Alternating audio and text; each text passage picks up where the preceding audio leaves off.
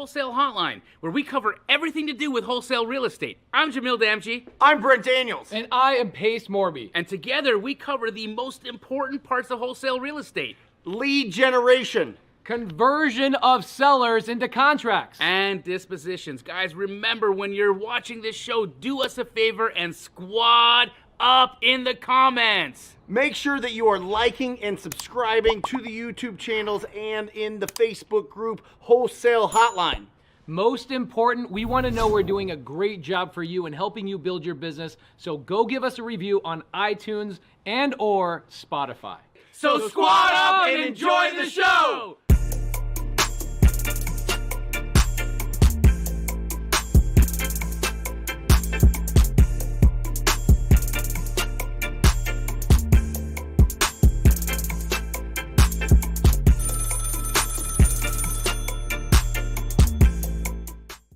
Welcome to Wholesale Hotline, baby. We got a guest. We are live here. We got our guest in the background. Boom, there he is. Hey. Look at that. Drake is in the house.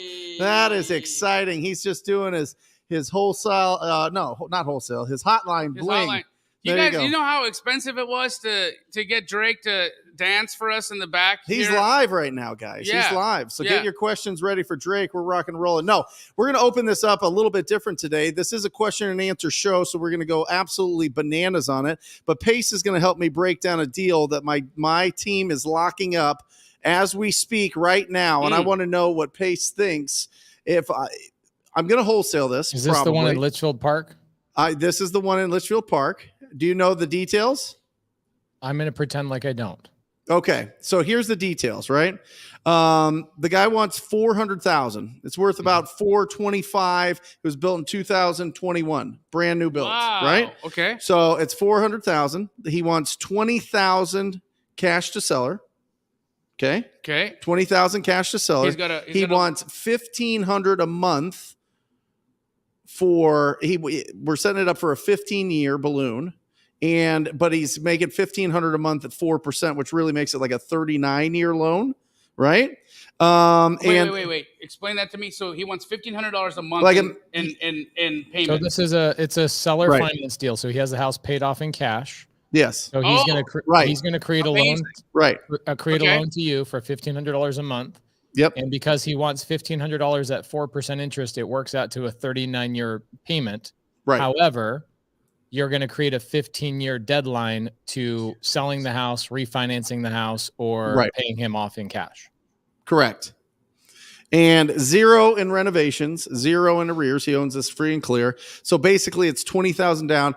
There is an agent involved. We might have to figure that out that would want 3% because it's listed, but it's done with the listing in 30 days. Right, the listing expires in 30 days. I'll buy this deal right now. So yeah, no joke, right? So, so let's look at this, right? What would a buyer like you, Pace? What could I wholesale this to and make it make sense? You know what I mean? So you got $20,000 cash to seller. Yep. You've got closing costs, right? Yep. Let's call it $4,000. Call it 1%. So we got $24,000 is ready to go, and yeah. And that's where we're at. So what do you think, Pace? What if you didn't want to buy this, what would you put it out there for as a wholesale deal? Okay, so here's how I always ask the question of what is the cost of the monthly, right? So we've already figured that out. Yep. Kind of. It's a seller finance, so it's a $1,500. You're going to have to add property taxes and insurance on top of that. Mm-hmm. Because if it's seller finance, that means that you're only making $1,500 payment to the seller. The seller's not collecting the taxes and insurance. You're now going to have to pay that outside of that. So you've now got, how do I know it's $500? I know it's $500 because I live in Arizona and I buy a lot of deals in Arizona. And I know that the property taxes in that area are around there. So my cost monthly on this deal is now $2,000. Yep. I couldn't care any less at this point what ARV is or even the sales price. I care almost nothing about either one of these because it could be $1 million ARV for $5 million sales price. I really don't care. What I care about is one thing. That $2,000 payment I'm going to make to the seller brings me how much in monthly income. Right. Okay. So what is have you guys figured out what the rent rate would be or the Airbnb rate? Like rental meters at like $23.50 or $25.50 or something like that. Okay. So if I rented this out, this would be a money loser. It would not cash flow if I rented it out. And here's why. I think you're probably closer to $2,500 a month. Just how many bed and bath? You know the size? It's 2,400 square feet. But it's brand new, right? Yeah. Yeah, Pace, don't you think 2,500 would be the rent? Not that 150 makes a I don't difference. know. I usually go on Rent-A-Meter, like pretty, they're right in the middle. Okay. I'd say, let's say $2,400, cut it down the middle. Sure. Yep. So let's say I'm at $2,400 a month. If I hold this property as a buyer, okay, you guys have to remember when you're working out creative finance deals, you have to think of the buyer and what they're going to do. With you wholesalers out there that are wholesaling cash deals, you guys could give a shiz what people actually make on your deals. You're just trying to squeeze out every assignment fee. And I don't blame you because I do the same thing. But on this deal, your buyer needs the cash flow. So if I've got $2,000 in PITI, principal, interest, taxes, and insurance, I'm going to take whatever I collect in rent as a landlord, and I'm typically going to take 15% for what we call Cap X, or what I would also call my war chest. Yeah. Right? Vacancy, repairs, legal issues, tenant lawsuits, all that kind of stuff, rainy day fund, those types of things, upgrades over time. So 15% of that is $360. Okay, let's take $360 off. That's going to just go into a little separate account inside my checking account. I have a separate account just for my CapEx. And then I use a property management company on top of that, 8%. So now I got a problem. I got a problem on this deal where at 8% of 2,400, that's going to be another $200 roughly. I'm net loss cash flow of $160 a month on a traditional rental. Okay. I would still buy this deal being me. Why? But okay, you would buy it because I understand your whole game. You're acquiring, and $160 a month loss in the drop of Pace's bucket isn't a lot. But a regular buyer, what would they think? They'd say no. They wouldn't even look at it. Okay. So does that absolutely affects how much of a wholesale fee he could tack on top of the $20,000 amount that the seller wants? Got it. Yes, but if you go to Airbnb, right, you go to a short-term rental, that amplifies your cash flow. So, for example, I just bought a deal the other day on Morton. I just did a little YouTube video on this. I have 2 houses on the lot. My payment to the seller is $3,500 for both houses. And the rent rate is $3,000 in that neighborhood. I still bought it. And the reason being is because I didn't rent it for $3,000. I actually rented it to a sober living facility. And instead of getting $3,000, I get $5,000 a month. Okay. So it depends on your exit strategy. A traditional rental is a net loss on this deal. So if your buyer is going to do a traditional rental, and we haven't even taken into consideration my cost of capital, right? Because we've already talked about on this deal that the seller wants $20,000, right? So I always add up 7 things. Number 1, what's the cash to seller? Number 2, does the seller have any arrears? Probably not, because he's not behind. He owns the house free and clear. Number 3, let's just throw out a $20,000 assignment just for shits and giggles. Okay. Yep. That's so seller gets 20,000, TTP gets 20,000. My closing costs on the deal are now going to be probably about $6,000 on the deal, right? Somewhere at that price point's around $6,000. No, renovation, we already know. We've been in the business a long time. There's no such thing as no renovation. There's always $2,500 or something that needs to be cleaned, light bulbs, smoke detectors, landscape cleanup, or maybe even some repairs, a wax ring on a toilet. Something weird is going on in a deep clean, right? So then while I do that and I own the property, I'm going to have at least 1, maybe 2 months of vacancy while I get a tenant in there. Because when we go rent a property, let's say I own a property on September 1st. I buy it on September 1st. I'm not going to get a tenant in there until probably October 1st. So I got a whole full month of a payment to the seller, plus utilities, plus miscellaneous things. So there's more cost here, right? There's $2,500 here. And then 7, I always put about $500 in there to find a tenant. You know, I got to pay an agent or somebody to help me find a tenant. Yep. So my true cost of buying this deal is 20, 40, 48, 5. Let's just call it a clean 50. 50K. Okay? Yep. When I was brand new and I didn't have the cash, this is what I teach my people, is you go get a private lender for this $50,000 at usually 10% interest only. So if I'm a brand new newbie and I've got to go find $50,000, that means my payment on this deal is going to be somewhere around $450 every single month in interest only. So not only my net loss of $160 a month, because if I rent it for that, I now have a payment to a private money lender, my uncle who loaned me the $50,000 to buy the deal. I now have a net loss of roughly $610 a month on a traditional rental. Mm-hmm. It's not a great deal on a traditional rental. And now some people will say, well, your buyer is going to use $50,000. Well, guys, this is where cash on cash return comes in. Okay. If your buyer is going to put $50,000 into this property and he's going to lose $160 every single month, he has a negative cash on cash return. He can literally buy an ice cream stand and make more money, right? You can do anything with that $50,000 and make more money. So if you run into this resistance as a rental, okay, then just divert and go, okay, well, I need to find somebody that does something other than rentals, maybe an Airbnb person, right? Or maybe sober living, and see if I can find somebody that would love this property that has an amplified income stream. A rental is obviously not a good cash on cash return, but an Airbnb might. So Pace, may I ask, because it's Litchfield, right? Litchfield is far, far away from... My number one performing Airbnb in the country is in Litchfield Park. Okay, that's it. Yeah, I it's so interesting how that works. Yep. My luxury Airbnbs do not perform anywhere near my 3 Litchfield Park Airbnbs. They dominate. Do you know what you get a night there? Yeah, like $150 a night. And about 21 nights a month? 21 nights a month is low for those ones because they're lower end. So they're booked out all the time. Okay. In fact, during COVID, I dominated because I just had people stay there for 9-10 months at a time. Right. So I would say, let's split the difference. Go to 23 nights at $150 a night. Okay. So that's gross $34.50.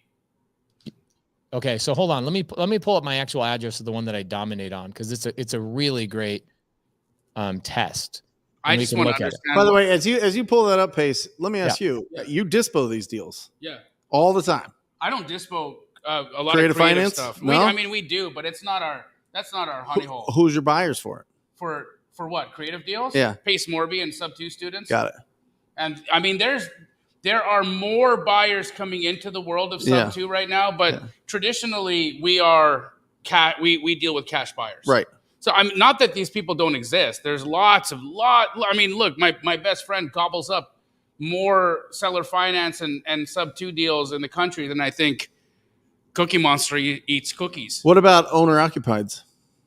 Oh, that would be that could be a lease option. I wouldn't do a lease option. I would sell it on either a wrap or assign it. This is where I'm trying to head to.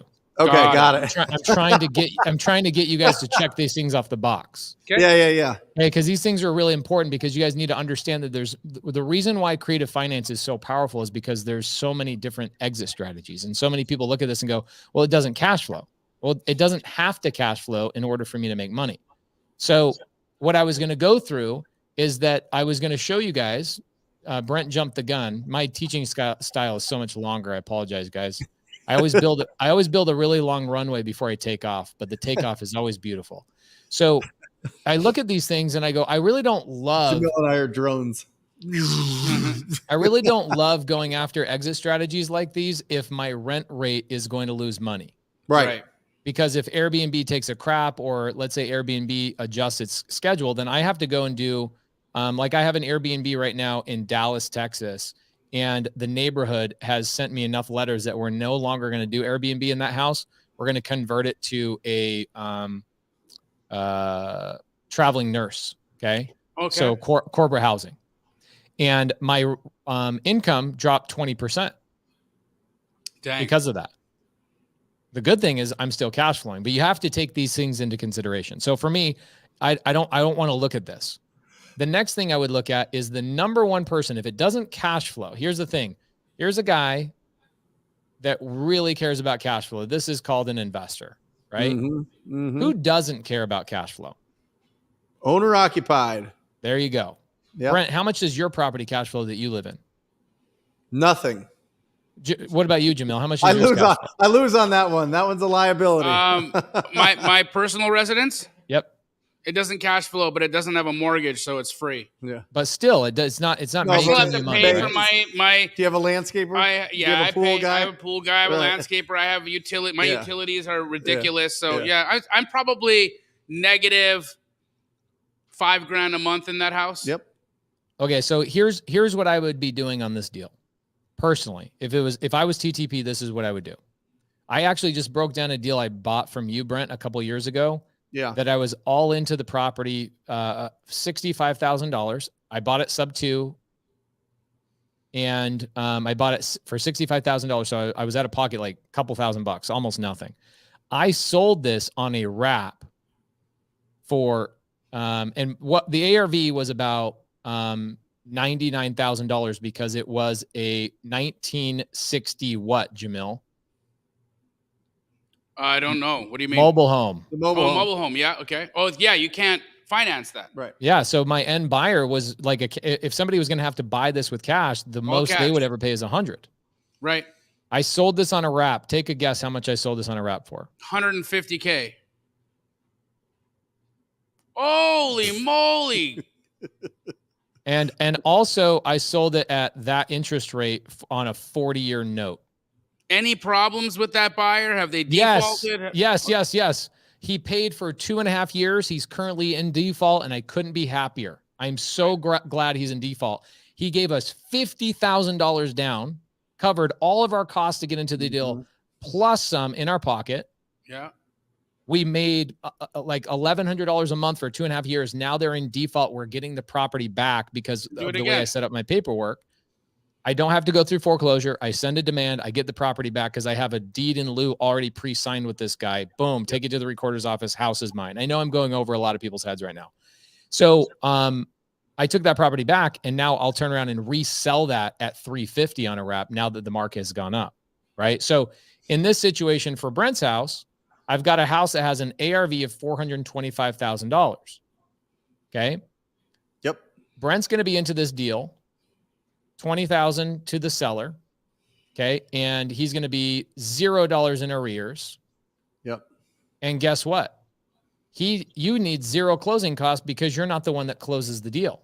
I don't need the 20K either, Pace. No, you don't need the 20K. So here's what's going to happen. Brent is in a contract with the homeowner. Okay. You have a contract here. Yep. Brent's going to go out and he's going to find a homeowner that has, husband, wife, couple of kids that want to live in a house but have horrible credit, or something's going on in their life where they're like, I don't want to pay right now. The interest rates on September 21st are going to go up to roughly 7%. Yeah, if you're going to buy a house, go lock a rate in. Like, you better do it right now.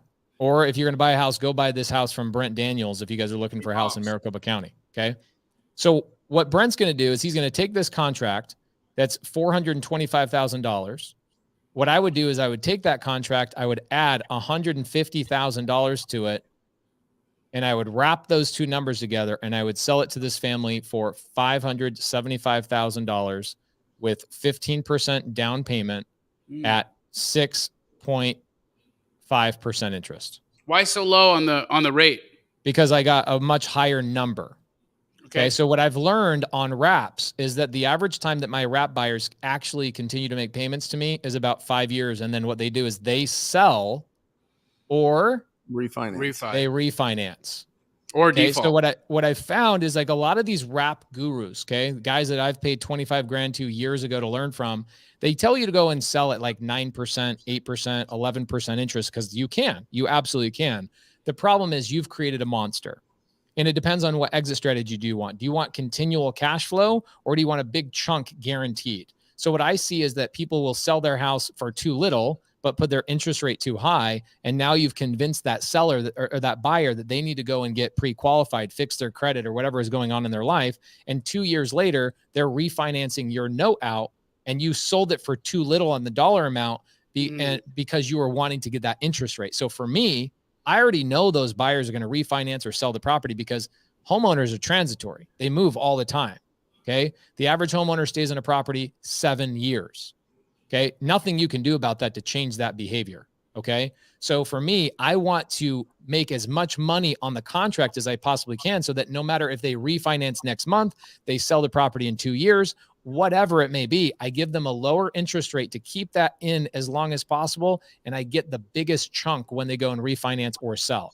6.5% interest is still phenomenal because I'm arbitraging somebody else's 4% interest. I'm making 2.5% on his 425.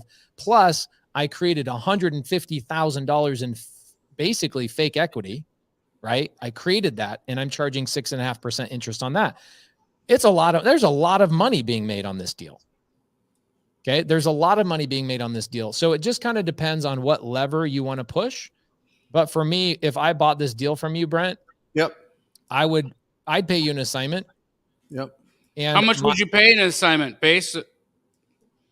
I don't know, probably 20 grand. Okay. So let's say that I buy this deal. What would I do with this property, Jamil? Well, you said you would sell it on a wrap, so that's what I imagine you'd do. I would probably keep it. If I was Brent Daniels or I was one of my students, I would sell it on a wrap. I no longer do wraps. I don't like wraps because they don't give you all the benefits of being a real estate investor. It's only one level above wholesaling, in my opinion. Yep. In terms of wealth creation. Got it. Right. So then you're going to keep it as a sober living. You're going to try to find the exit strategy that's going to give you the most money possible so that you can debt service and cash flow so that you can pay that down and keep that property because you are accumulating as many houses as you can. You are the cookie monster of houses. Yeah. So actually there's 6 reasons why I buy properties. Let me tell you them real quick. And number 6 is actually the main reason why I want this house. Okay. Cash flow, probably pretty nominal. Okay. Speaking of Cookie Monster, nominal. Okay. Very nominal. I might be able to squeeze out $200 to $300 a month in cash flow if I do like a sober living type of thing, which I'm okay with. I have a client that will come in and rent that from me right now. The next thing I would want is I want the appreciation play long-term over 15 years.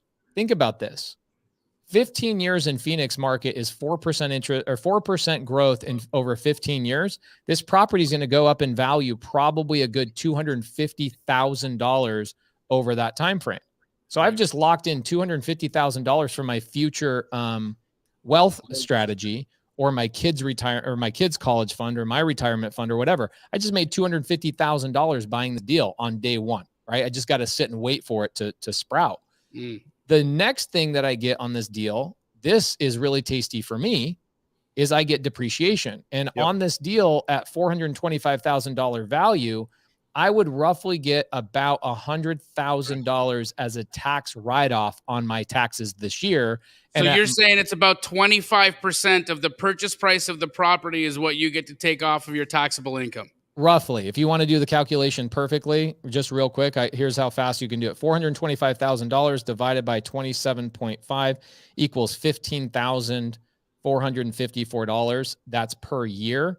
Tax code says I can take 7 years in my first year. So I was a little bit off. I can take a $108,000 tax deduction.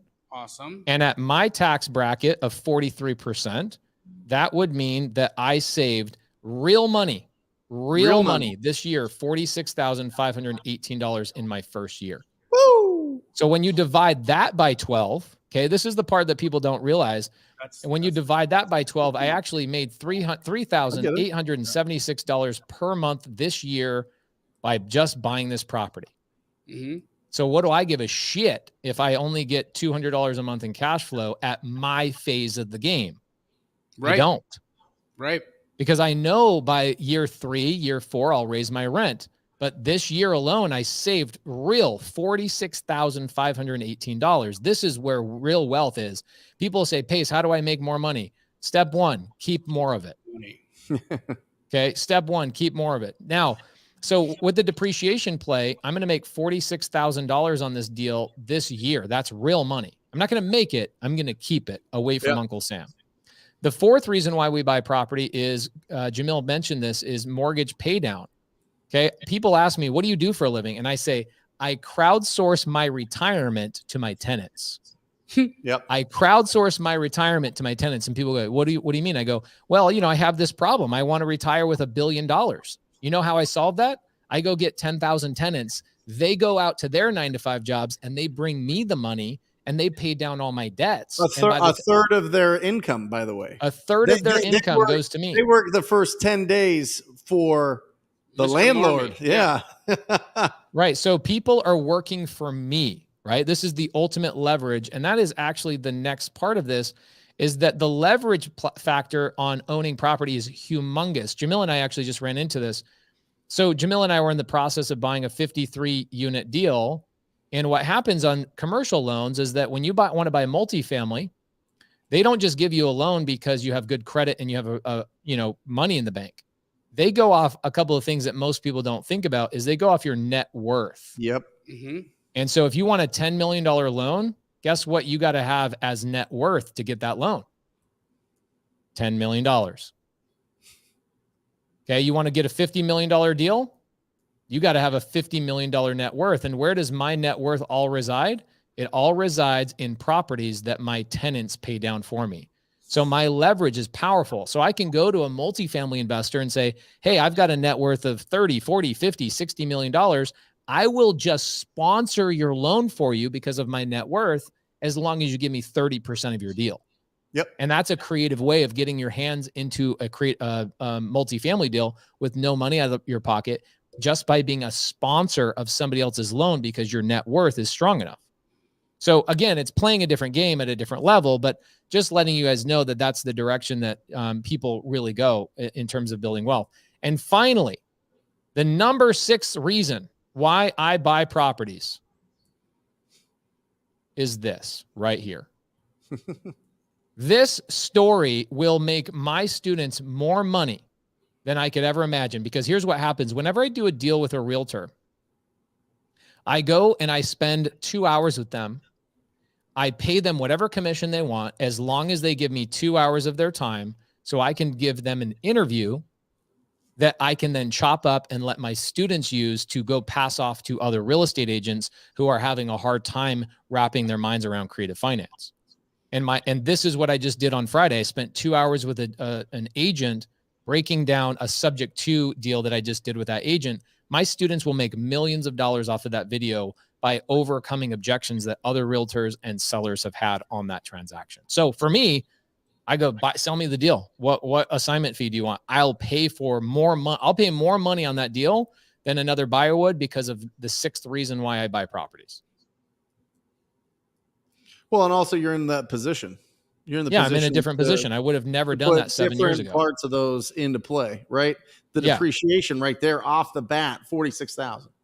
Yeah, and there's a lot of buyers. Jamil has a lot of cash buyers that are doctors, lawyers, people that own businesses that go in and go, I just got to buy property. I got to buy real estate right now, or else I'm going to pay a bunch of money in taxes. Like, that's a major thing for buyers. I mean, I'm in that space right now. I'm just buying stuff so that I can mitigate my tax situation. But what I want to bring this to is, when you're just getting started, right? Mm-hmm.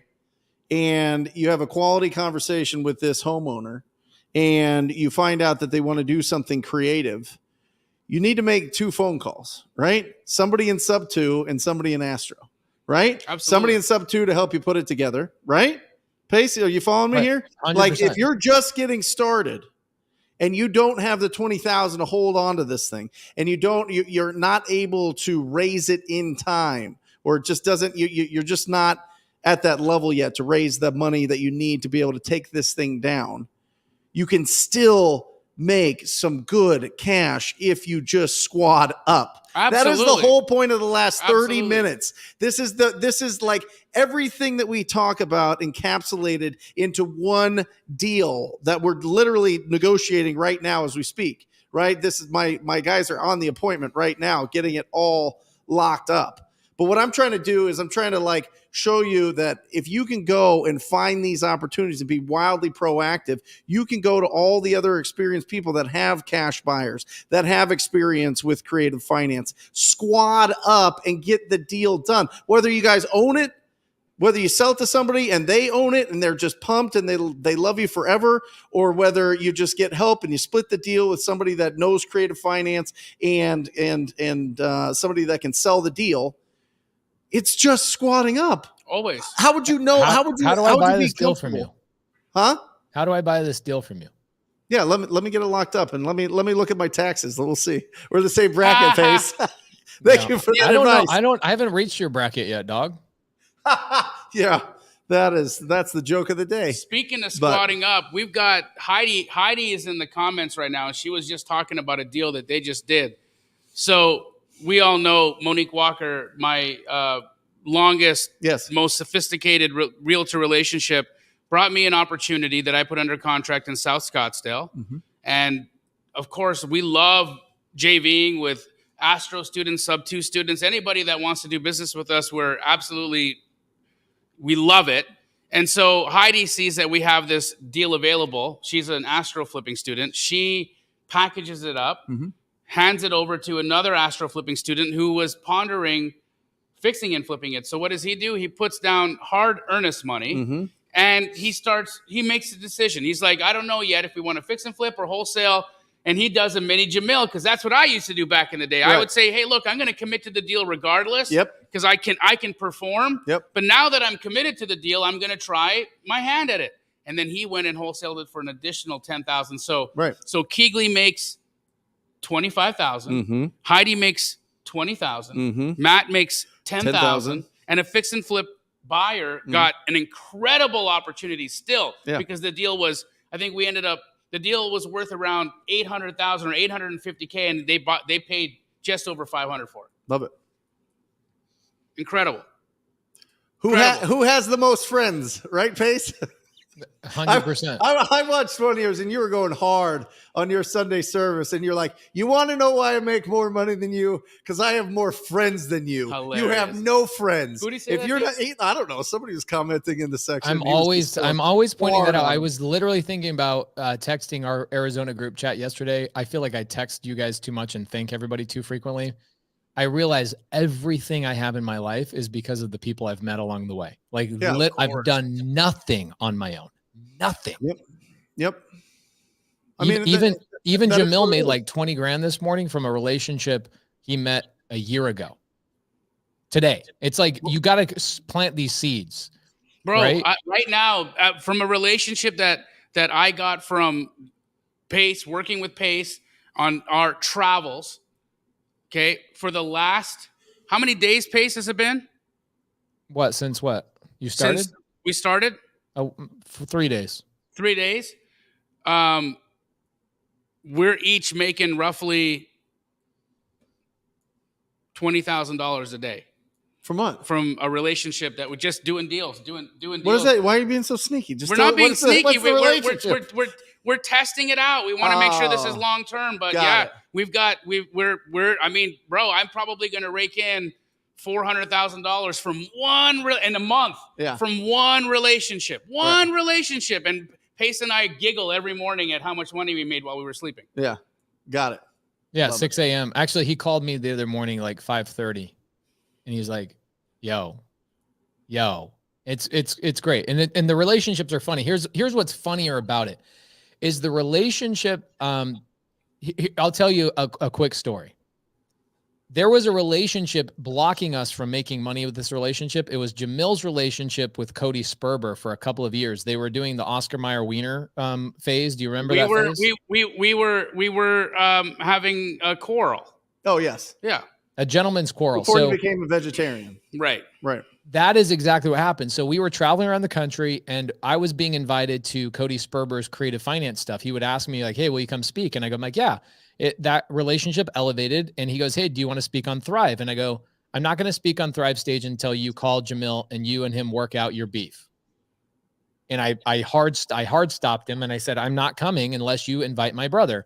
So Cody Sperber in 2 seconds picks up the phone, apologizes to Jamil, which takes a big man because Jamil put up a fake Oscar Mayer Wiener thing on Craigslist and told everybody to call to inquire about the Wienermobile and gave out Cody Sperber's number on Craigslist. Oh, that is you don't want to beef with me, bro. No. I will make you.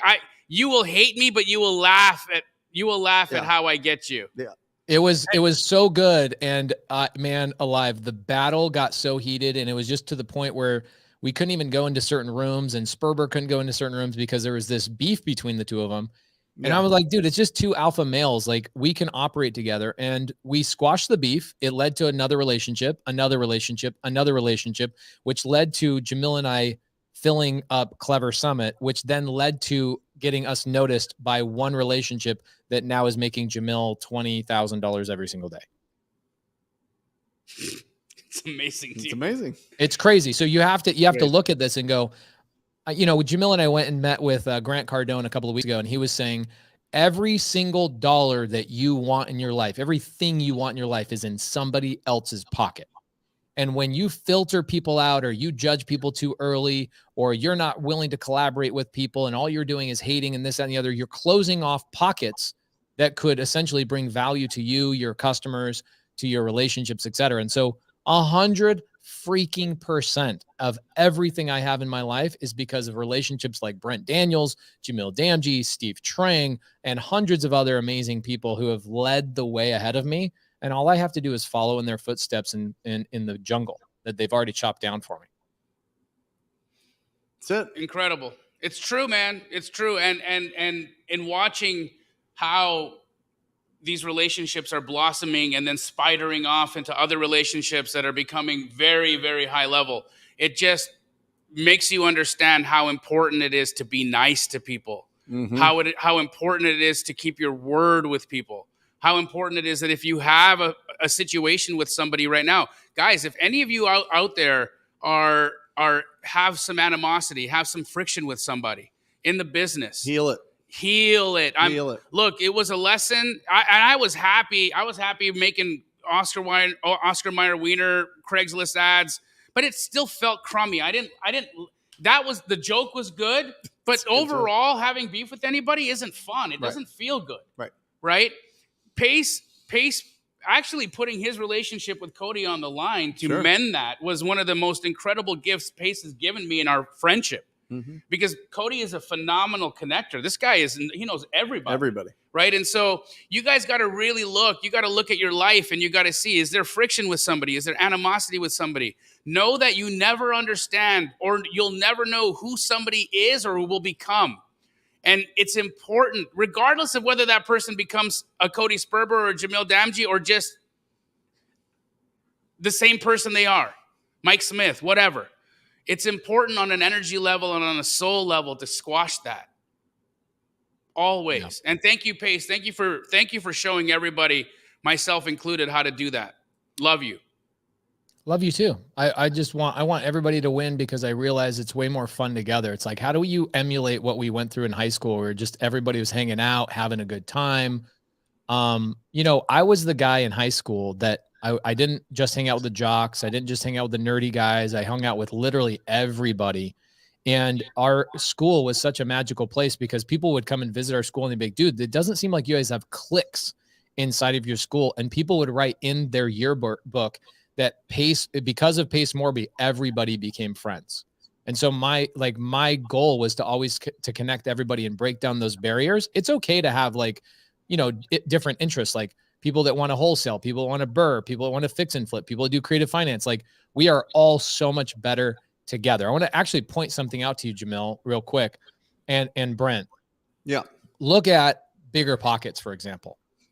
Okay. Bigger Pockets was very anti-guru, anti-wholesale, anti a lot of things for a long time. And what ends up happening, and they will admit this, so I'm not saying this outwardly to like offend anybody, but they started realizing in the last couple of years that the outside world that they weren't collaborating with was actually gaining more traction on their brand than they were.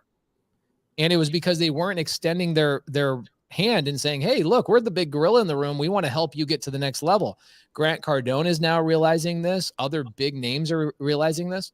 I have this. Now what's cool is that we all get to go speak at Bigger Pockets Con in BPCon in San Diego. And it's Brent Daniels, Jerry Norton, Pace, and Jamil. Are you freaking kidding me? Dude, by the way, Jamil, I talked to our team. We are doing a freaking massive after party after the Bigger Pockets thing. So anybody that comes, even if you don't even get into the event because it'll get sold out, TTP students, Astro students, Sub 2 students, and everybody inside of BPCon, we're throwing a massive like 600-person party with like celebrity guests. You and I are cutting the check for that, Jamil. I don't know if you know this, but we're cutting the check. It's going to be legit.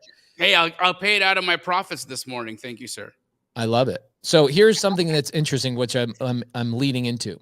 So there's a guy in Chicago. He has a massive community all around the BRRRR strategy. Okay. And a couple of years ago, he would criticize me. He'd come into my posts on Instagram, and he'd, like, when I was starting my YouTube channel, he would criticize me and criticize me and criticize me. Okay. And I'm like, all right, whatever. I'm not going to play around. And one day I'll show you. One day I'll show you type of thing. Right. So admittedly, a little bit of his hate has fueled the fire towards me. And today, guess who reached out? His wife. Oh. No, he actually reached out and he said, I have just recently realized that creating an isolated bubble around my own community has hindered their growth. And I want to call and apologize and ask if you guys would come and speak at my event. Wow. You, Brent, and Jamil. Amazing. And I said, no. Just kidding. I said, absolutely. I said, here's what's even better part of the story. I didn't, when he said, hey man, like all these years, I've given you a hard time. I'm sure you've heard of me, blah, blah, blah, blah. And I said, no, man, I'm just a big fan of your stuff. You're amazing. He's like, wait, you've never seen anything I've ever, you don't know about this stuff? I go, no, never heard of it. But hey man, let bygones be bygones. And my wife is like, this guy has hounded you for 2 years and you didn't let him have it. And I go, I attract way more bees with honey than I do with vinegar. Yeah. Yes, sir. You do. For sure. And you don't always have to be right. You have to be effective and successful. Stop trying to make people feel like you're rubbing their face in shit all the time. You know what I'm saying? I just got a call from my wife. I got to take her to a concert. But before I do, I got to bounce. Before I do, I want to invite everybody Thursday for the Novation training. I want everybody on here to sign up for this at novationtraining.com. Toback, bro. Toback. Todd Toback. He has been doing this forever, guys, and it is something that you need to put in your toolbox. Put it in your toolbox, guys. Novation training. It is on Thursday. You do not want to miss it. Get out there and get signed up right guys now. There are 800 people watching live. 800 of you better be going to the Novation training. 800 people. So Brent, we love you. I told you it would be okay if you left as long as you made another baby tonight. Really? So go have fun at your concert. I would not have guessed that. Yeah. Hey Pace, did you hear what he just said? Aaron's did you hear pregnant. who the band was?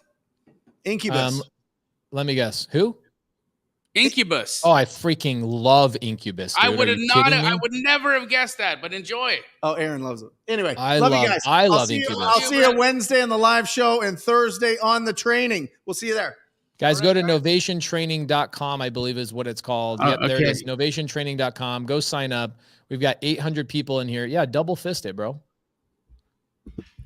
Love it. We'll just pretend that's Brent. Carmelita says, what time is the Novation training? I would go to novationtraining.com and check out the time, the information. I'm sure they've got some sort of video over there. I don't know. I'm not part of that training, but Toback is pretty awesome. Amazing. What do you say we do some Q&A today, bro? Let's go, baby. Let's minutes. go. Let's Q&A it, Holmes. How'd you like that breakdown of that creative deal? Honestly, so I'm not holding a lot of creative deals. We have different real estate strategies, and as I've been able to walk through life with you, and I watch my tax bill every year, and then you were talking about not rubbing people's faces and shit. You rub your tax refund in my face every year, and it's, bro, I'm telling you, it is genius. It is genius how you break that down, because nobody would ever take the depreciation. Guys, I just to say this out loud, okay? I've watched creative finance instructors and so many people at the highest level break down a deal. Never once have I seen somebody take the depreciation saved, divide that by 12, and then add that to their cash flow, because it's real cash. It's real cash. When you cut a check to the IRS this year, pardon me? When you cut a check to the IRS this year, was that real money? Yeah, man. And it hurt. Right. So a lot of people will come to me and go, well, why do you add that as your cash flow? I'm like, because it's money that I was going to have to spend, and it 100%, sucks. Bro. When I think of how hard you and I work, right, to have to write a check for near $1 million to the IRS, to think of you and I go 7 days a week. We miss our families. We're away from our children. We're away from our wives. Every dime we make, we have earned. And it's really difficult sometimes to write those big checks. And I'm incredible at creating cash through wholesale. And I have a lot to learn when it comes to saving my money by utilizing creative finance. And guys, I don't think that there has been a better breakdown for a deal in creative finance that I've ever seen, other than what we just experienced. Because I would not have bought that deal, bro.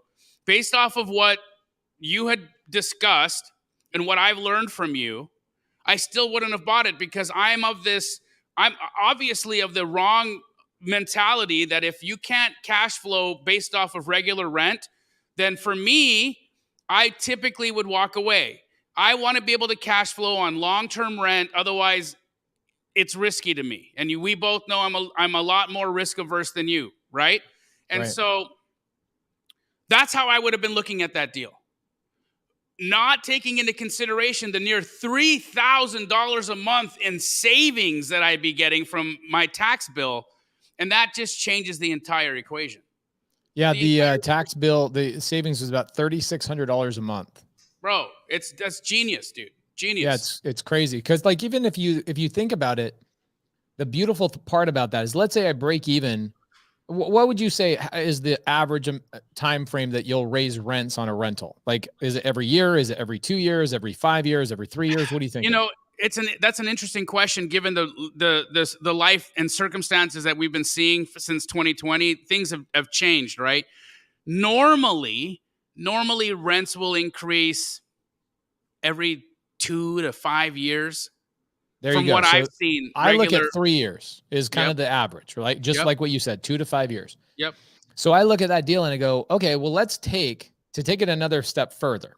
Okay. Let's say that my average amount of money that I save on that deal is $3,600 a month in real tax savings, right? Yep. That I would have given to the IRS for this year. Let's say I divide that. Okay. Let's divide that into 3 years. I'm still saving $1,200 a month in tax bill over 3 years. Per month. Yeah, man. You can rent that at like, again, for me, Airbnbs are harder work. Sober living, I love your master leases that you're doing to sober living groups. I think that's fantastic. A master lease for those of you that don't understand, that's just a lease that you're doing to an LLC that is going to be subleasing or going to be renting that out themselves for some other business or enterprise, right? And so PACE creates a master lease with a sober living group, and the sober living group is then renting out those beds or doing the thing that they're going to do. I love that model because, again, that's going to be, I'm going to qualify that company. I'm going to make sure they've got reserves. I'm going to make sure that they've got experience. I'm going to look at what their other projects look like or their other properties look like. And I'm going to make a decision whether or not I want to do this deal with them, right? Right. So I love that exit strategy. I think it's phenomenal. The Airbnb exit strategy, for me, given the recession, given just how volatile hospitality can become in trying times, I wouldn't buy a property hoping that it'll cash flow on Airbnb. I just think that's a little bit too risky for me. So I love the long-term rental and I love the sober living exit. Sober living exit, of course, would create probably a better cash flow situation. But what if the sober living place doesn't want to have a location in Litchfield Park? Now I'm looking at just long-term rent. And again, I would have passed on that deal, not taking into consideration the tax savings. So guys, you've got to really take the things that he's saying here and break them down, because that can change in a quick piece of math. That changed that from a dud to bomb. Yeah. Here's a great question for us. What is your opinion on Airbnb arbitrage? So my quick opinion on this is I have a lot of students that get into Airbnb arbitrage. It's one of the things that we teach inside of Sub 2. People don't quite realize that Sub 2, we teach Sub 2, seller finance, novation agreements, lease options, wraps, executory contracts, raising private capital, corporate structure, how to be a better husband, how to be a better, father, how to do so many things we teach in there. And one of the things we teach is Airbnb arbitrage. We have a couple of students that have like 80 to 90 Airbnb arbitrages. They're like, we have a couple of students making $100,000 a month net income in their pocket from 90 Airbnbs. Right. Guess what they're doing? They are trying now to hold properties, because what's happening is they're making $100,000 a month and the taxes are eating them up. They're paying $40,000-$50,000 a month in taxes. So you've got to go earn $100,000 in passive income to create or to essentially have $50,000 in take-home income, because half of it's going to go to the IRS. Right. And the reason being is because an arbitrage deal, okay, I tell this story all the time. Arbitrage, very simply put, in regular daily life is this. My mom, when I was a little boy, we had 12 kids in our family. My mom would always come to my father and say, how can I help out with some of the finances? Because I know, making enough money for 12 kids is a massive burden. And my dad would tell her, well, you know how to sew, make dresses, do, tchotchkes and whatnot. Why don't you go sell those at like schools, churches, etc. And my mom would say, I don't have the money. I don't have the money to go buy the materials. Right. And my dad would always say these words. He would say, go get creative, Corolla. My mom's name is Corolla. So he'd say, go get creative. So my mom went down to like Michael's, supply store and said, hey, can I apply for a credit card so I can buy materials and turn around and sell them? And they turned her down. She had no credit. She was, a stay-at-home mom, no credentials whatsoever. They turned her down. And so she went back to my dad, and my dad says, Corolla, I told you to get creative. Figure it out. And so what my mom did is my mom went to somebody at church and she said, if I use your credit card to buy materials, I can go out, make these things and sell them. And I will not only pay off your credit card payment that I used, but I will pay you 10% on top of whatever I use as a profit to you. And so my mom arbitraged somebody else's credit to get herself into the game. Okay. Amazing way to get started. It's very creative. Creative finance is all over the place, guys. Today I'm co-signing for somebody to buy a house. That's also creative finance. I can't qualify for a house. Let me use somebody else's credit, right? These are creative solutions in everyday life.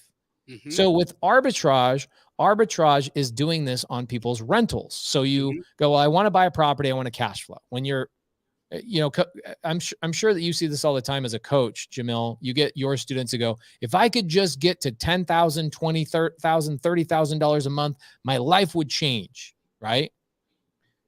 So a lot of people want to get passive income. And so a lot of people go, well, I don't have the down payments. I don't have the credentials. I don't have the cash. I don't have all these things to get into the game. So they turn to arbitrage as a way to get into the business, which means They're going to people that are landlords and saying, Right. would you let me lease your property and then turn it into an Airbnb? Oh, no? Okay, what if I pay you an extra $100 a month more than what you're asking for? Okay, yes, perfect.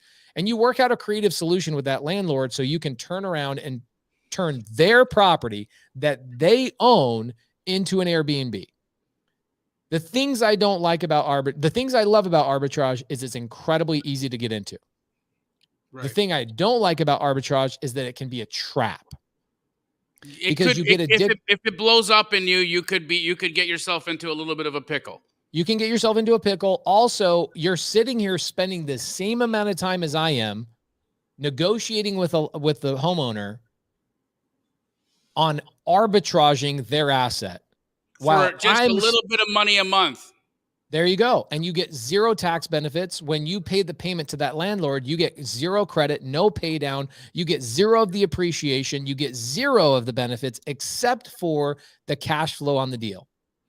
But what do you say to your students who are raking in $100K a month? And I get it, because they're not taking any tax situations. They're not depreciating. And so now they've got to pivot because they're making all this money from arbitrage. So arbitrage obviously is profitable. Obviously people are crushing it. You've got to be really dang good, though. Yeah. You've got to be really, and I know the gents you're talking about. They're phenomenal at what they do. They do a fantastic job at Airbnb. And so it makes sense to me that they're doing well. Yes, I like it as a beginning strategy, and go do it, but have a time block on yourself where you go, look, the reason why I believe people do arbitrage is because of their lack of negotiation.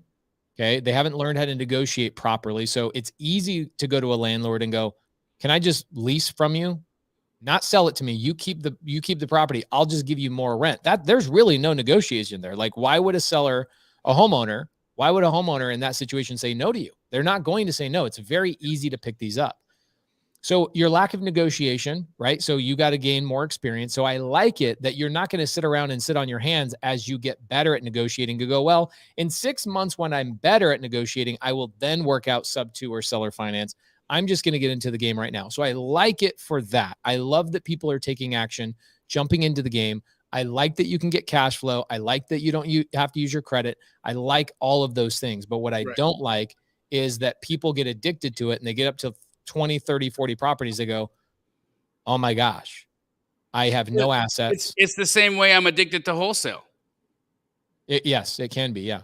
You know, I'm living in that same, we generate $1.5 million in assignment fees in a month, but no tax benefits.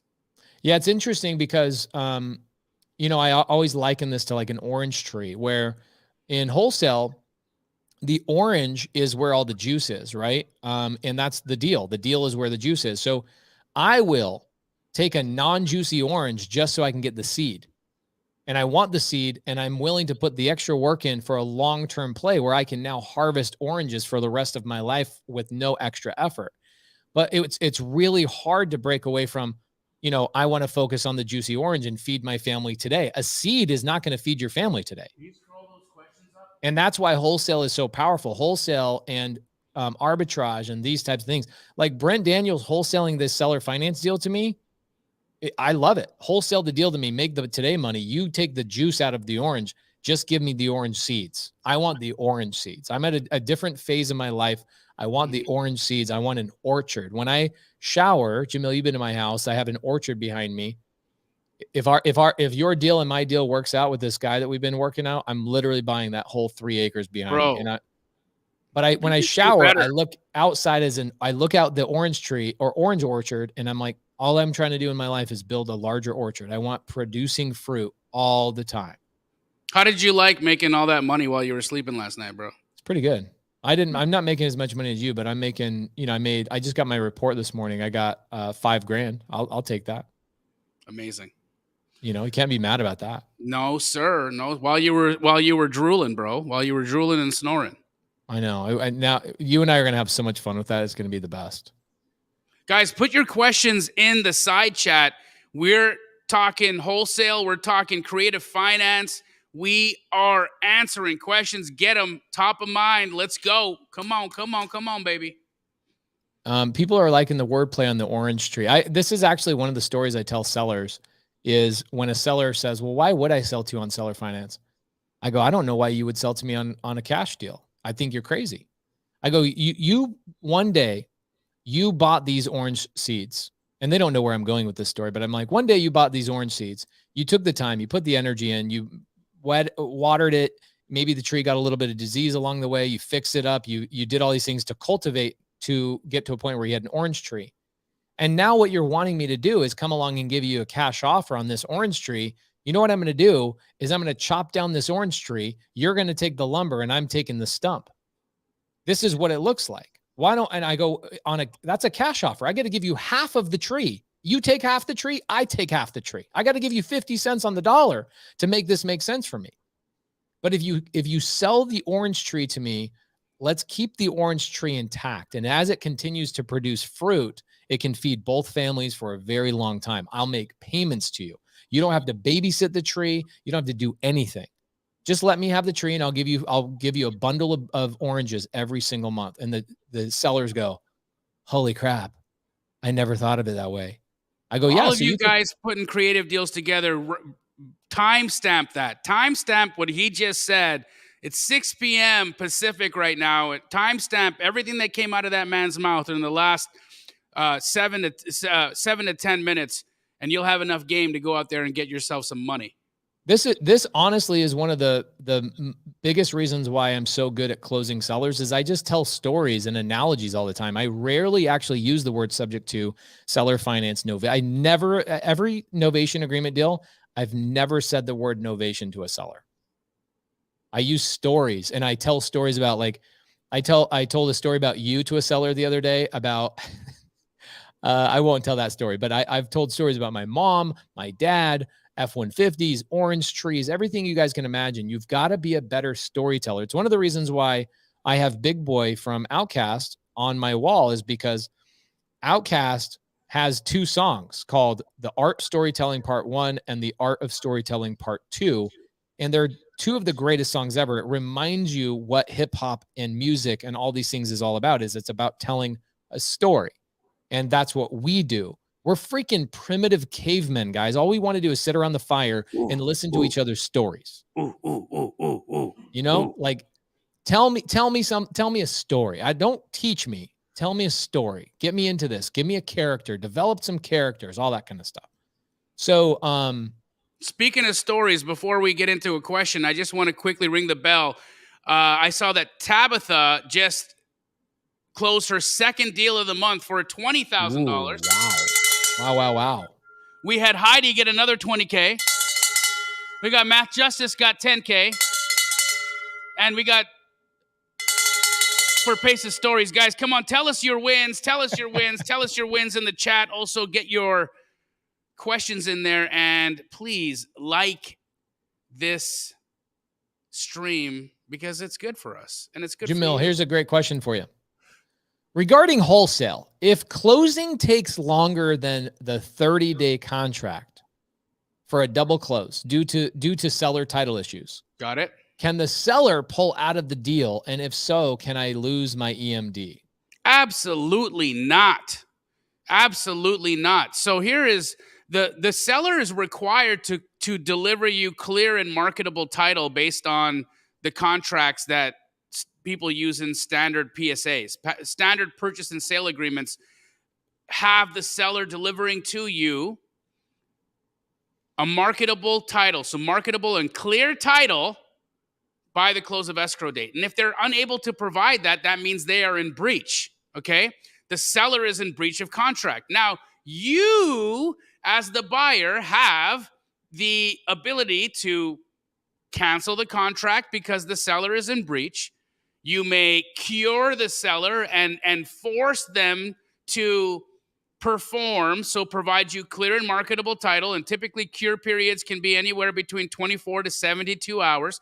For those of you that don't know what a cure period is, a cure period is it allows people that are in a contract a certain amount of time to rectify a breach. Okay, so a cure period is, hey, you messed up. Your cure period is how long you have to fix your mess up. So as a buyer, you can deliver a cure to your seller, and they have to rectify the situation within 24 to 72 hours. If they don't, again, you are entitled to cancel. If you do not cancel, they are still in contract, and they will remain in contract until clear and marketable title is available. Now, sellers will oftentimes get super greedy because a title issue can drag out months and months and months and months. And over the last 3 years, we've seen the market go whoosh. And so when that's happened, sellers get squirrely because they see their property is worth another $50,000 more than it was the day that they signed a contract with you. And now all of a sudden they want to get out of their contract with you and take the higher offer. It's not going to work out that way. So, buyer, your obligation now is to go and record a memorandum of contract. If you have stated in your contract that you will record a memorandum, guys, understand the rules around recording memorandums. If you don't know those rules, Pace Morby has a video on his YouTube channel with his attorney, Sean Sinclair, that goes over when and how you can record memorandums. So go watch that for reference. But you as the buyer should go and record a memorandum of contract so that you can secure your interest in that deal and the seller can't go and sell it to somebody else from out underneath you. If you guys need a memorandum of contract, go into the Wholesale Hotline. Go to YouTube and type in Wholesale Hotline Sean St. Clair. In fact, I'll do it for you. I'll show you how simple this is. We had one of our greatest episodes ever. Wholesale Hotline Sean St. Clair. We talked about memorandums of contract, and we actually spent about $3,000 with Sean St. Clair, okay, to get you guys an updated memorandum contract and wholesale agreement. So if you guys need that, I will put that in the side chat, but pull it up. Sean St. Clair, Wholesale Hotline. Ooh, there he is. He's so good looking. Wow, this was a great episode. Let me pull this up real quick, guys. That's a fantastic guest and an incredible episode, guys. You should watch it for reference. Yeah, this is a great one. So it's episode number 70. It's been a while. Holy moly, bro. Yeah, I have a Zoom with him actually on Thursday. He's teaching my students about the updated foreclosure laws nationwide. But here you guys go. Sean St. Clair, very popular episode. As you can see, this thing, let's see how many watches does it have. This thing had, okay, actually not as many as you would hope. Only 2,200 views. Wow, That's back crazy. in the day when I used to do Hotline from my little office over there with the bad mic. Yeah, this was a long time ago. It was before Bobby Canode cared about me. Bobby hooked you up, dog. You got a glow up. So I would go watch that. I love that episode talking about memorandums and what they are, why do you use them, how to legally use them, all of those types of things. I need a memorandum. Does the seller have to sign it? No. Let me show you something. Actually, I was just pulling this up. If you guys want to see a contract, a wholesale contract, let me pull it up real quick. I just created this, and I'll put the link in the side chat. This is an updated wholesale contract. Spent a lot of money getting this. Are you okay with me sharing this, Jamil? Of course. All right, let's pull this up. I'll show you guys why you don't need the seller to sign your memorandum. So this is a wholesale contract. I'm going to put it in the side chat. Watch me. I'm going to copy the link. You can see I've copied the link.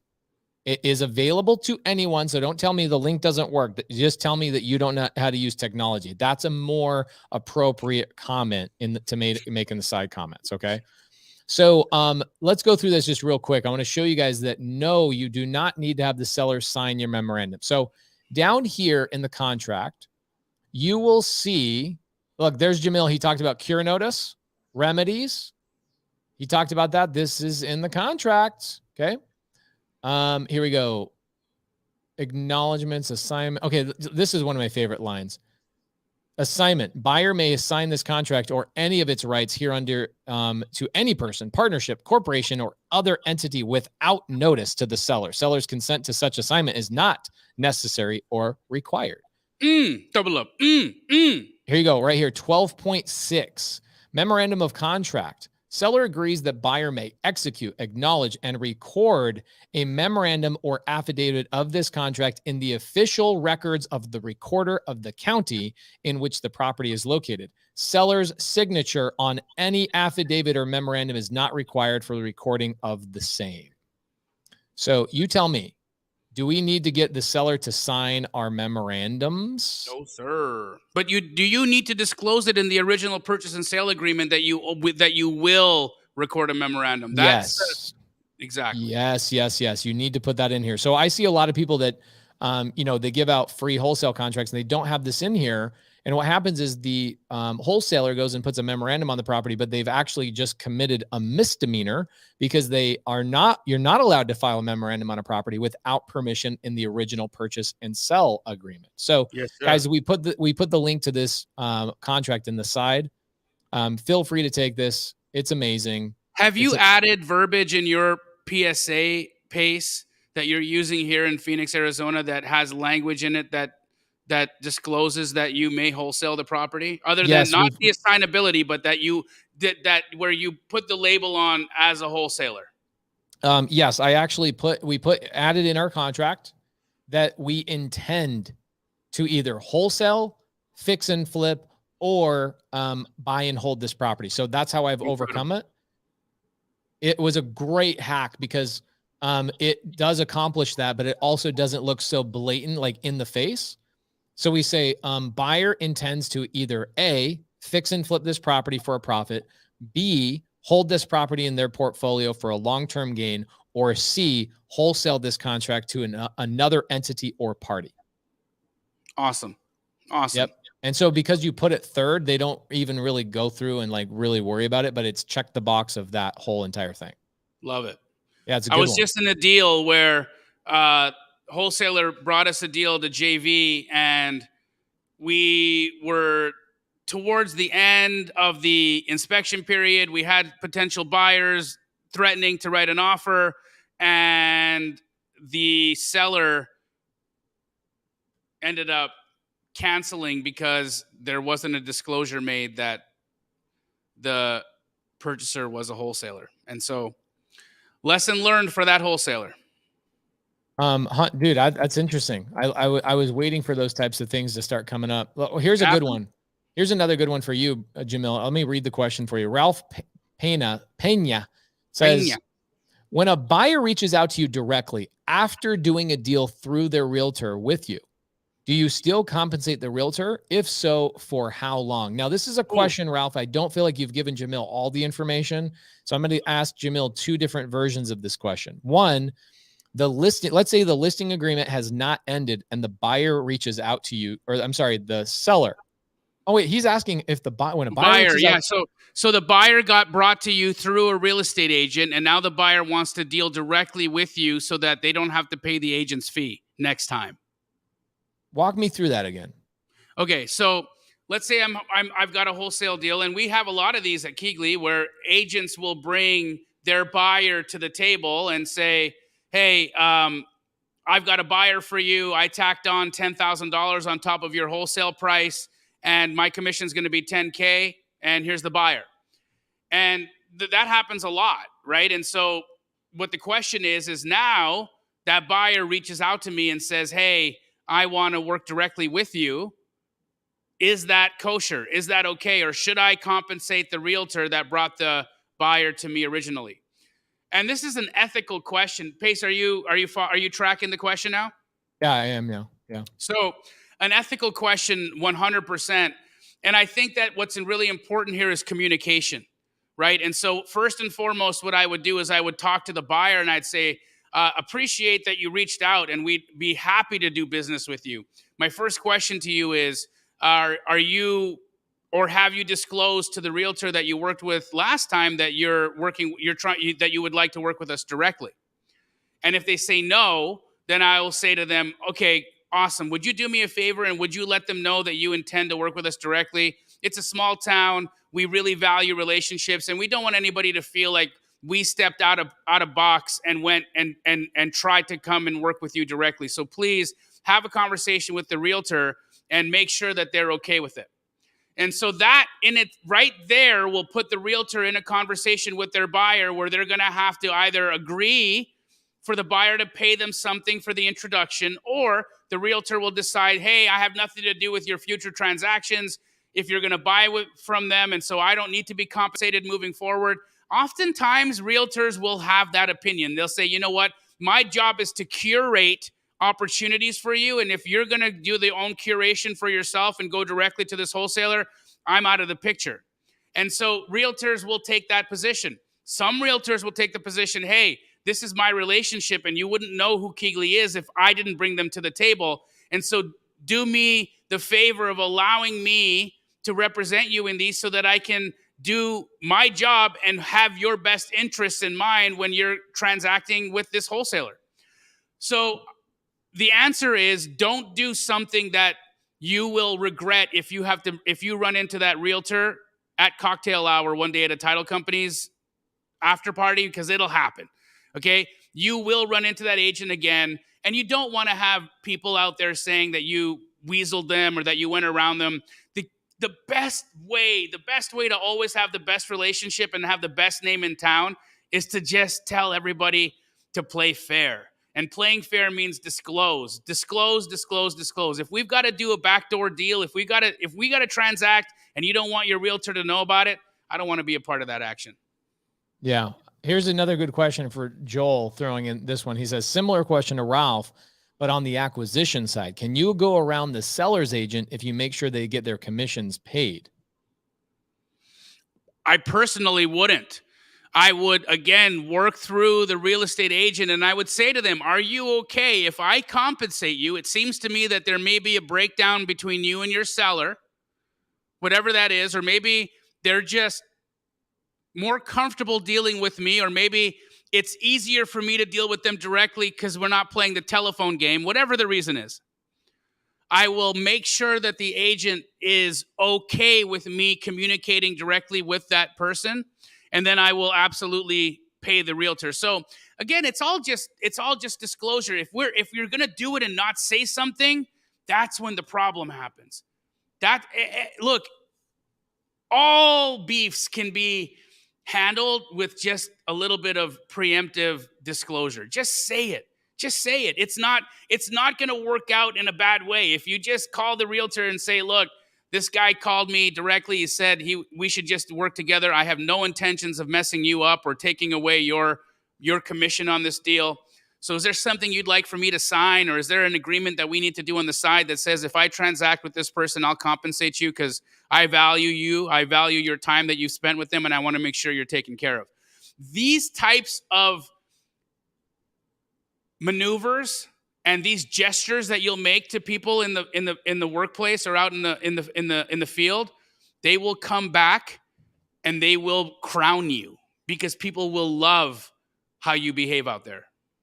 Here's what I think we should do is probably in the next 30 days or so, bring Monique Walker back on Wholesale Hotline. Agent outreach is so hot right now, especially due to your challenges. I think you did both your challenges after Monique Walker came in. And so the whole conversation around agent outreach and your secret agent challenge, number one, the more secret agent challenge, and then the 007 version of the secret agent challenge is currently, are you guys going right now? Or are you done? It's over. The secret weapon challenge has ended, but it was phenomenal. It was such a good time. Okay, cool. So I think this is a great question for Omar. There's a lot of people have questions about working with agents. I just closed a sub-2 deal with an agent, and I feel like I bought that relationship by paying her those commissions. She's coming to my house on Wednesday. We're doing a sub-2 party at my house. She's coming to hang out with the sub-2 students. Like, guys, agents are not people to fear. Okay. Yeah. So Omar says to you, Jamil, how do you make a cash offer for an on-market home that's been listed for a long time? Is it best to approach the homeowner or you spelled realtor the same way old people say the word realtor.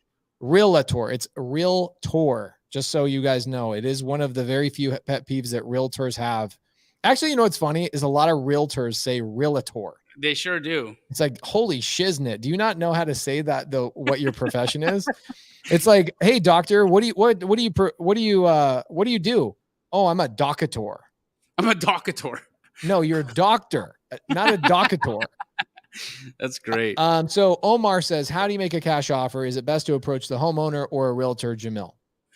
If the listing is still live, okay, if the listing is still live, it's not a canceled, it's not an expired. If it's a canceled or an expired, it's a completely different conversation. Open season now. Okay, imagine if that was somebody's girlfriend. Yeah, they've broken up.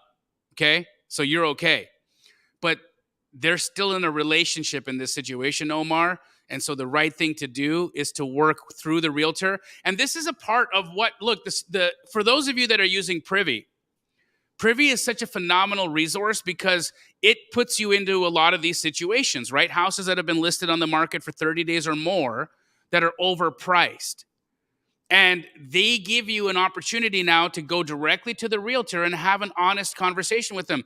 Omar, a hack here would be to incentivize the realtor to be able to make double commission, so to represent both the buyer, you, and the seller, so make 6%, and to bring that realtor onto your team so that they can communicate to the homeowner that this house will not trade at the price that it's currently listed at, and it needs to sell dramatically lower than where we're listed. So now what you've done is you've created alignment between you and the realtor. Now you've got them on your team. Now they can go be your advocate to the seller and get you that deal under contract for the price that you're trying to get it. Remember, the seller gave this realtor the listing agreement. They hired them. So they obviously value these people's opinions, and they value these people for their professionalism and what they do as a career. So you might as well use that rapport. You might as well use that relationship to your advantage and create a winning opportunity for yourself, for the realtor, and the homeowner who really needs this house sold. Love that. T-Town Supreme, I will not be answering this question tonight. I've answered this on Sunday service multiple times. Also, why didn't you come to Sunday service last night? I was on there for an hour and a half. Also, if you are a sub-2 student, I've been doing this fun Zoom every Monday night for brand new students, hanging out for a couple of hours every Monday right after Wholesale Hotline. It's so fun just getting to know everybody, just answering basic questions. Because here's something that's very interesting about my mentorship. This is a very common complaint I get, okay? What do you think is my most common complaint, Jamil? Do you know? Oh, boy. Why would anybody complain? It's only one. It's not, I wouldn't say it's a complaint. It's the only like somewhat neutral thing that anybody says about the mentorship. And it's right here. I won't lie. I'm starting the sub-2 group today. I have been all over the place. It's overwhelming is basically what he says, because the challenge with creative finance is that it is so diverse. And so what people want to do is they want to master every aspect of creative finance in their first day. And I have to remind you guys that, guys, real estate is a lifelong pursuit. Right. And one of the top rules inside of my mentorship is I tell people when they're brand new, I say, write this down. There's no need to rush. Take your time, line upon line, precept upon precept. So take your time, guys. Don't ever feel overwhelmed. It's okay to have your brain stretched all the time. Like, I don't know what that word means. I don't know what he's talking about. Those types of things are common. Even Jamil and I at our level go into rooms where people are saying things and talking over our heads. Those are great. It just happened when we were at Cardone's mastermind. There were so many geniuses in there talking all kinds of things. You and I leveled up. Amazing. You know what we got? Here's the interesting thing. We were driving in a vehicle that we have overfilled, right? We're like basically bursting at the seams. And what happened is getting into that room, we upgraded the size of our new vehicle. And it's now our job to fill that vehicle with opportunity. We now have a bigger understanding, a faster engine, a clearer path. And now that vehicle has empty space in it. And now we can expand a little bit. What do they say about trout, right? Trout only grow as big as their environment. Same thing as an elm tree, right? An elm tree could be this big, or it could be one of the greatest trees in the entire world. And it's all about the base of where its roots are. So you need to be overwhelmed. You need to have a place to stretch your roots, and you need to have a place that you feel stretched every single day. You have to have that until the day You die. If that's not your expectation and you want to be comfortable, I would suggest maybe, I don't know. I don't know. I haven't figured that one out yet. I haven't figured out how to become comfortable for the rest of your life. Well, I always want to be doing something. On the subject of comfort, since we're talking tree analogies, it's interesting. I just learned about a study, an experiment that was done actually, where these scientists were trying to understand how dramatically different a tree would grow in a controlled environment that didn't have all of the pollutants that we have in today's atmosphere. So what scientists were trying to figure out was, does all the carbon monoxide, does all the fossil fuels, all the sulfur, all of the stuff that we're emitting daily, is that degrading the lifespan or the quality of trees? And obviously, guys, we need trees in order to breathe because they create oxygen from the CO2 that we emit, right? We all know about photosynthesis and how trees work. So these scientists put these trees in a biosphere, and that's a vacuum, right? So a vacuum is a controlled environment that doesn't have any outside stressors on it. And they gave it plenty of sunshine, they gave it water, they gave it food, fertilizer, all the things that should just make this tree phenomenal. And what ended up happening was the tree grew to a specific height, and then it fell its ass right over. Interesting. And they were like, what is happening? Why are these trees falling over? And you want to know why? No wind. You're joking me. Nope. The trees required the pressure, the resistance of the wind for them to strengthen their barks. In order for the tree to grow and become more robust, it needs the wind. And when they put this tree in a comfortable environment, it didn't have the resistance it needed to get the strength that it needed in order to grow as high as it grew, and it would fall over. So you're saying that if I'm comfortable, I'm in the wrong place. 1,000%. If I'm not overwhelmed every once in a while, I'm probably in the wrong place. Yes, sir. I should have wind at resistance strengthening me every single day. Iron, bro. Love that. Dang, that's good. That's a good. Why haven't you told that analogy on the TV show? I just learned it. Freaking love that analogy, man. That's money. I freaking love that. So people are like, okay, I'm definitely in the right place. Tigger, she's awesome, by the way. When was the last time you met somebody with their name Tigger? I love it. She's a sweetheart too. All right, cool. Amazing stuff. Akula Williams says that is deep. And then also diamonds are made under pressure. The challenge with this is like, we have learned and been conditioned while we were growing up. Like, I even watch it with my own kids. We provide such an amazingly comfortable environment for our children that they never have to stretch and grow. Right. I'm going to tell you a vulnerable thing. We got 2 more minutes. This is super vulnerable. My son, Asher, was being a little bit grumpy the other day. And for a couple of days, actually. Which is hard to believe because he's such a sweetheart. He is such a sweetheart. He was being grumpy, physically, noticeable that he was being grumpy. And he's walking around the house. I go, what's up, man? Like, I feel like I'm a newlywed and I'm getting the cold shoulder. Like, how do we get past this? What's going on? Yeah. And he's part of it is that he's going through puberty. So there's some additional emotions going on that he hasn't quite learned how to harness and control, et cetera. And that's perfectly fine. You have to let those things happen. But Laura takes him to school and is like, what's going on, man? Like, I'm not even going to drop you off at school. What is going on? And he says, I feel like my dad hates me. And he's talking about me. And she says, why would you say that? Look what he does and provides for you and all these things and da. And she says, and he says, well, because he's always pushing me. He's always doing this. Nothing I do is ever good enough. And I was like, wow, that's really interesting. I only see Asher 50% of his life. Right.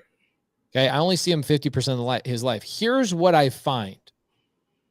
Okay. Him and I sat down, we had a conversation. Here's what's going on. The other 50% of the time he's at a different household. They don't care whether he brushes his teeth. They don't care if he's clean, he has clean clothes. They never take him shopping and care what he looks like. They're just like, whatever. Who cares if your pants are dirty? He comes home after being away for 5 days and he has a different smell to him. His hair looks like he has a bird nesting in it. All the things. He literally looks like he lived in the wilderness for like 4 days. And so what ends up happening is that first couple of days he's back in our house, he's met with resistance of like, bro, brush your teeth. Bro, clean your ears. Bro, what are you doing? Bro. Why do we got to cover this again? We talked about this 2 weeks ago. What I learned about this, and I had a great conversation with Asher, as I said, here's what's happening. And he admitted it. He goes, I think that's 100% it. Because it's always the first 2 days when I come home, I feel like you don't love me because you're asking me to do these things and like nothing's ever good enough. And I'm back in structure now. I'm back in this. I'm in an environment with some resistance so that I can get strong. Right. And he shrinks in that other environment. And so when he comes back into my environment, I really thought about it. And I have him currently reading Rich Dad, Poor Dad. He's like, I had an epiphany. You're my rich dad. This is my poor dad. Not so much about finances. Yes, finances as well. But also the way that I'm being raised over there is that my mindset is a small mindset. And I come here and I'm asked to expand and work on my YouTube channel and rent out trailers and do wholesale deals and do these things. And he goes, I feel like I'm at boot camp all the time the first 2 days I'm here until I build momentum. And once he says he builds momentum, he finds a groove and he's like, I never want to leave. But then I get put back in that small environment and I get comfortable. I lose all my momentum. And when I come back, it's uncomfortable for me to have to rebuild that momentum. And I just assume it's because you don't love me. It's an interesting thing. And, raising children, it reminds you a lot about yourself. I'm sure you have a lot to relate to this, is that a lot of us here, Jamil, why are you excelling in life so much? Pace, why are you excelling in life so much? Guys, there's not a day that goes by that I'm not working on pushing my little teeny snowflake that started out so small, turning into a little ball and letting it roll and roll and roll and compound and compound and compound. If you stop rolling that snow down the hill and you don't turn it into a big old thing, it starts melting by the sun. You have to keep building every day. And it's exhausting. I'll tell you the honest truth. Continually working on your dreams can be exhausting. But is it ever rewarding? What is the alternative? Right. So for those of you guys that don't have momentum, guys, the thing is, I've been there. Jamil has been there. Jamil's been at the heights of wealth, lost it all, lost all his momentum. And there's nothing worse than losing all of your momentum and then having to convince your brain to resaddle that horse and get back into the rodeo. It is so challenging starting over all over again. And I can tell you one of the reasons why Jamil and I work so hard is because we never want to lose that momentum again. That's one of the most fearful things I'm afraid of, is like, I never want to be in a place where I lack momentum. Pace, in the chat, would you just write this equation for me? P equals MV. P equals MV. MV. Okay. For those of you that are not or haven't taken physics, P is the symbol for momentum. Mass is mass, and V is velocity. If you ever want to know how to create momentum, that's it. If your velocity goes to 0, so if your speed goes to 0, where does your momentum go? What times anything is 0? 0. There you go. If you've got speed but you don't have mass, what's your momentum? 0. If you want to increase your momentum, how do you increase your mass? Squat up. If you want to increase your momentum, how do you increase your speed? Squat up. This is it, guys. It's all physics. I have nothing in my life by myself. Nothing. It all comes from a relationship. It all comes from somebody else opening up their pocket, opening up their book of opportunities to me, and then us working together. Every single every dollar I make on a daily basis is because of somebody else. And if you guys don't understand that, you'll be just like me in my 20s, where all you're doing is working your guts out, working harder, working harder, working harder. Start squatting up. This is one of the threads of this entire podcast, Wholesale Hotline. And welcome to episode 132. I hope you guys had a great time on this episode. Next week, we will be talking more about beginning in wholesale. Today was a little bit more Q&A. Next week, we'll be talking about moving forward in your wholesale journey, how to get your first wholesale deal. It'll be absolutely epic. Jamil, what do you have going on this week? Do you have any live Zooms, meetups, maybe on Thursday with the women at Keegley? What do you got? Yeah, if you guys are local in Phoenix, Arizona, or if you're close enough to Phoenix, Arizona, what's up, Drake? What's up? What's up? What's up? What's up? If you guys are anywhere near Phoenix, Arizona on August 25th at 6 p.m. at the Keegley headquarters, we are going to have the incredible women of real estate that we are going to be showcasing on a panel. We've got Laura Morby. We've got Rahima Blaza. We've got, who else? We got Annette from the Dispo Sharks. We've got Monique Walker live in the house. We got Ingrid from Sub 2, guys. Ingrid has been a phenomenal community member. She's done deals with multiple people from Wholesale Hotline. You're going to be able to see her live. And then Lauren Black, who's an acquisition rep and crushing it at Keegley. You're going to see and hear from all of these incredible women that are showing you how they've been crushing their businesses and dominating their lives. So any of you ladies or any of you men out there that want to see these incredible females doing what they do in their element, I would highly advise you show up August 25th, Phoenix, Arizona, 6 p.m. Really, really good group of gals here. Check it out. My wife is apparently scared. I don't know why, but I like this. This is really good. Rahima, she's amazing. She's on the show. Monique Walker, she's been one of the most amazing guests. Jamil makes about $1 million+ a year from this one relationship. Insane. Ingrid and I are currently doing a deal together. She's doing a lot of deals. She was, what I love about Ingrid is that she was a classic overthinker for several months until she goes, I got this. And she has now been lighting the world on fire. Most importantly, helping other people do their first deals. She helped somebody from Wholesale Hotline make $50,000 on his first deal. Yes, this sir. is definitely somebody you want to know.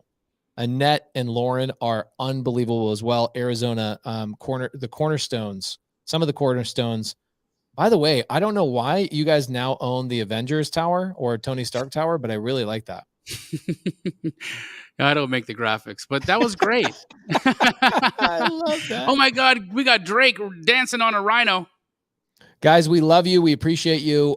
We will see you guys on Thursday at the Keegley meetup. And if we don't see you there, we'll see you on next week's Wholesale Hotline. Peace. We out. Or just say squat up. So squat up and enjoy the show. Yeah. Yeah. Okay. 1, 2, 3. So squat up and enjoy the show. What are you doing? I didn't say nothing. Why? I don't know. Okay. So squat up and enjoy the show. Cool. I think we should use the one where Jamil doesn't say anything.